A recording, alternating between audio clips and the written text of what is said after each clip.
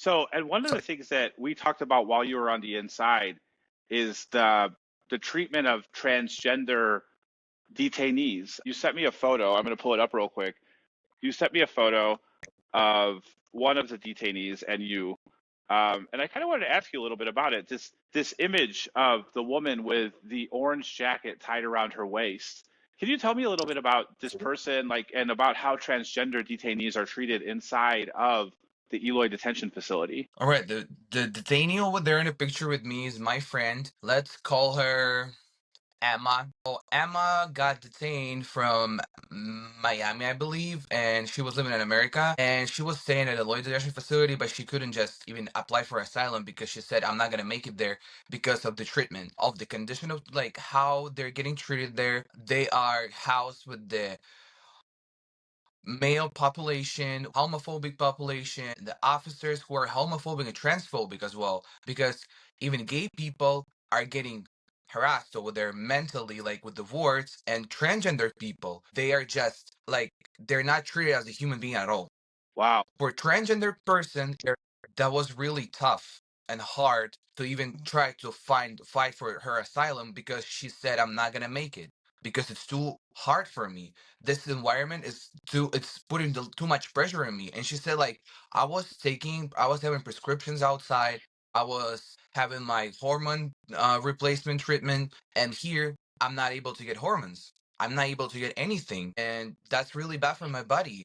And she was trying to explain me that she would have like some some consequences that could affect her life and even bring to the to the death, because when hormones are keep changing like from side to side, it's really really bad. So trans And we women even are had over housed with there. the men, and they're Absolutely. not given hormones. And she had and Emma was in her hormone replacement therapy, and they denied her drugs. Is that right? That's correct, correct. And they're placed with the males. They're showering in the public showers, like and inside the dorms, like So there is no protection for the transgender people over there, and they can be humiliated by staff, by detainees. Population is just constantly making jokes, and you know how it works, especially when a What are some transgender of the person jokes that they're is. hearing? Like, what are some of the jokes that people are saying to them? Oh, that was like there was a lot of sexual harassment jokes, like can I touch you, blah blah, blah, and all this stuff. Like there, I just don't want to. I don't even want to talk about it because that was actually horrible.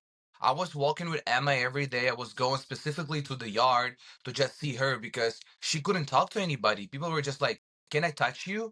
Or can I do this? Can I do that? And she was like overwhelmed by that. And I was the only one, her friend, who was always like, let's go, Emma. Like, we're gonna go walk. Just leave this jerks alone. We're not gonna talk to them. And I had to do it with her, and I had to protect her because first of all, she doesn't speak really good English, and I was protecting my Spanish because she's a really interesting person. I was feeling comfortable, and she was feeling comfortable with me. And if she would not get deported, I was begging to move her to my cell because I was afraid for her. She couldn't just use the bathroom normally because her roommate was homophobic and transphobic, and he was somewhat something else too. And she was explaining this to me. She was telling me that like she doesn't feel like safe in there because nobody cares. We even had like a transgender staff in there, and other staff was saying like, "Oh, this transgender stuff," like they were calling transgender stuff she-males because they were Wow. transgender males, and like that's crazy. I even reported that. I sent a grievance, which I attached to the message that I sent you, which is saying that one officer is calling another officer.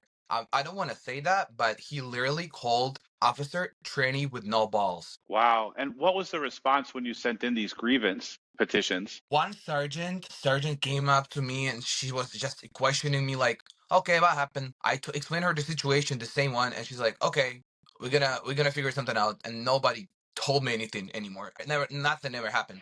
The officer is still working there. Both officers are still working there probably. Anyway, sometimes we can see each other like high levels and low levels when we're going to the like a virtual attorney visit or something, and we were always hearing the stories how this transgender people are offered from the other detainees like to have some some sexual things, or to provide them the protection for Wow. based on like sexual things. And there were some like incidents. There were incidents where people were like transgender people were like inappropriately touched or like even engaged in some sex activities because of that, and nobody cares, not even the staff, and people are reporting it and nobody cares. And what happened to Emma? Is she still in the Eloy Detention Center? Emma left. She got deported back to Mexico because she's native in Mexico, and she's staying in Mexico, as I know for now, because we're still keeping like in touch on Instagram. And she is just staying there. And she said, "I'm not going to the United States anymore. I will try to probably seek asylum, maybe in Europe, because the United States is not safe anymore for her." Wow.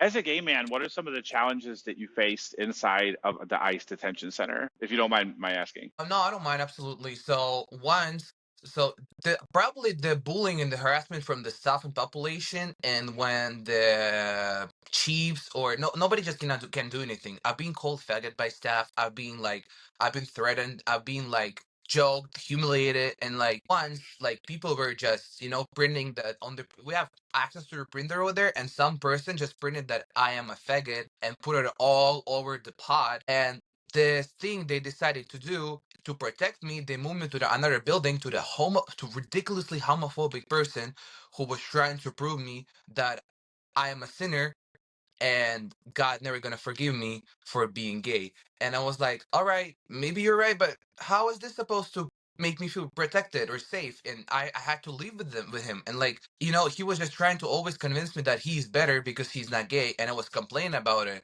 like continuously for a few weeks. And then in a few weeks after when I said I'm just not gonna come back to my cell, they decided to move me. Last When they year we talked refused about just an to come incident. back because No, last year we talked sorry. about an incident where one of the guards threatened you with rape. Is that right? If you didn't sign a deportation order? All right. So, long story short, let me start from the beginning. On February 19, when I got to the London Detention Facility, and some week or so, or 2 weeks, I got an interview. The interview was the crimes or slash convention against torturers, like or torturing. And I've got my negative result of this interview. After that, they didn't give me any court hearing, any proper interview, anything, and I had to like just sit there and wait. I was asking ICE to give me the court hearing. They never did. So I was sitting there till May 5th, if I'm not wrong, and they called me to the intake. Intake is the place when you're getting in the facility, they're signing you in, and when you're leaving, they're signing you out. So it was North Intake. I went there.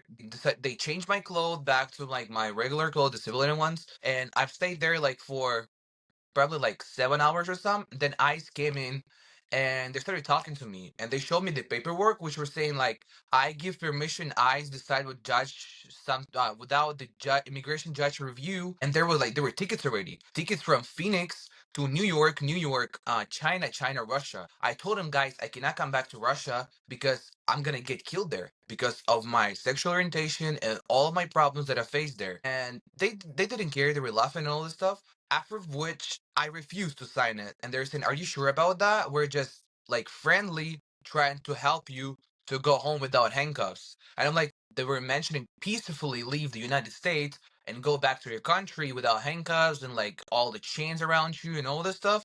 And I said like, no, I can't. I literally can't because I'd rather stay here in detention center forever than gonna go back and get killed. After what they said like, all right, but just so you know, if you're refusing today, the next time we're gonna just use force to put you in a van and deport you.